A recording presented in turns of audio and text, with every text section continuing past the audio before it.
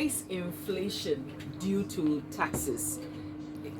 If we sort of put the figures together, you find it very shocking. We've heard them say, I've heard. Like when you go and buy something, you look at the taxes. Yeah. You see how the taxes shout, right? But when you're talking about items that you use, goods, good, like things that you use every day that all of us use, and you see the amount of taxes, sometimes I'm like, Charlie, people are so insensitive. I mean, it doesn't make sense that the taxes now are like the same amount of money that you use to buy the thing. Then where are we going? It's not surprising that goods are really expensive in Ghana. We're all complaining. Everybody's feeling it. Winston, sometime I went to a shop for coffee, right?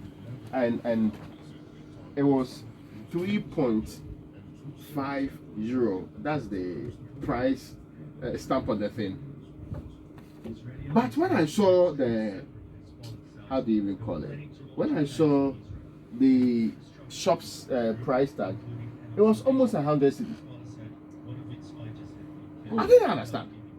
I said, if I convert 3.5 euro, I mean, how much is it that you should translate it for 100 cedi? Then I was doing back and forth with people about the tax components and all of that. But what the Food and Beverage Association is trying to say is that they are not only destroying their business because there's been a massive reduction in the consumption of their products that people ordinarily would need. They are also having to trim down their staff because there's no need for that. Now you're confusing them more. Now some of these things will bring it home. In fact, they provide many examples of price inflation due to taxes. A tin of evaporated, I thought I was speaking to the microphone. No, you're not. A tin of evaporated milk cost 8.5 cedis before taxes, but retails at 15.5 cedis after taxes. No way. This is an 82% increase. A bottle of beer and these are imported products, right? Should be 5 cedi without taxes, but sells at 11 cedi after taxes. Oh no. That's more than 100%. This yes, 120%.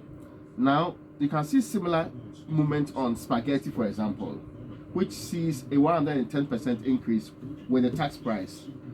Tin tomato, 86% increase with the tax price. What? 50 kg bag of rice, 100 to 120% increase with the tax price.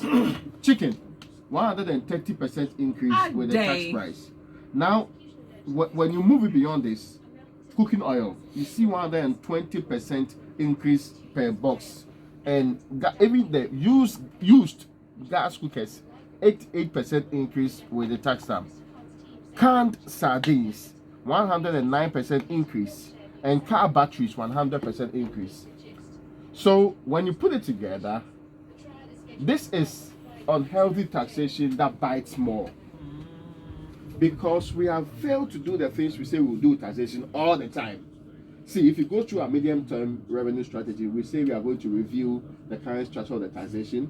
The finance minister told George Rafi just yesterday or 2 days ago that the next budget should see us actually showing real examples of how we are going to reduce taxes and make sure that importation and other things that are promoting businesses would work out properly.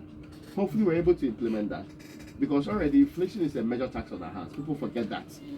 And when you compound it with these taxes, it makes life very difficult for the people. You see, if we were getting people to pay their direct taxes, we would not resort to indirect taxes. I mean, in our part of the world, indirect taxes has become the order of the day. Why?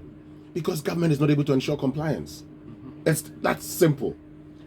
How in God's name that all the people, and when you say this, people say you are targeting small businesses. All the people who sit in the markets, they don't make any profit. They don't pay themselves. All the people who sell in the market. It's true. Hey, but they pay something on Winston. They pay what? No, take your time, Mo. See, if I go to Acquah and shop, and I go in there, I see the taxes that they add to my product.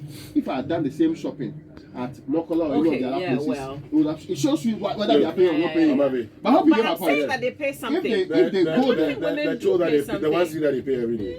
The one cedi that they pay. Apart from the 1 cedi, don't they pay something? No, I am saying that woman selling. Look, by making more money than the richest people in this country are not I mean, you and I, you and me seated here. It's not us. There is no incentive Some of to belong to the formal some of the richest people in this country are those engaged in the informal sector. Yeah. How much of it do they pay as direct tax? How much of it do they pay as direct tax to government? And so you see, when I hear government saying that we don't pay taxes, and so the few who pay, government is doing everything possible to compound them with more taxes. I get worried. Until it breaks their back. It's not my job to go and take money from people. I was going to say that, but it's not that woman's job to also. No, it's not her job, but it's the job of themselves. government. It's the job of government to make sure she pays. And we've talked about, look, the sad aspect is this. This is a country that had a chance to formalize the economy. Yeah. Under COVID-19. Yeah. Kabas. We said we're giving a billion Ghana cedis. All the people we gave monies to, we said it was a 2-year moratorium and then they will pay back. So the 2 years is gone now. How many of them has the Ghana Revenue Authority gone to?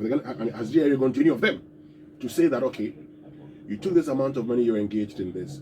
We want to find out how well you're doing. And even check whether they are filing their tax returns. This is just like a tax audit. You're helping them. Well, you're not doing something right. Let's help you to do this.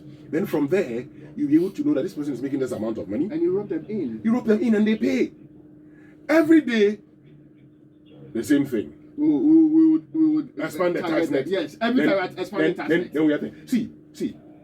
When we said the Ghana card should be your tax identification number, it presented us with a great opportunity to find out those who are paying and those who are not paying. But what have we done?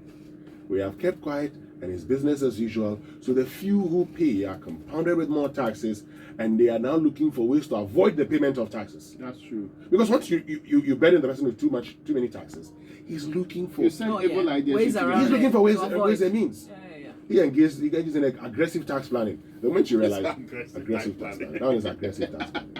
But by the time you realize he's not paying any money. Yes. And the few, I mean, we are looking at increasing today this. We're finding ways and means that will bring this tax in that. Oh my goodness!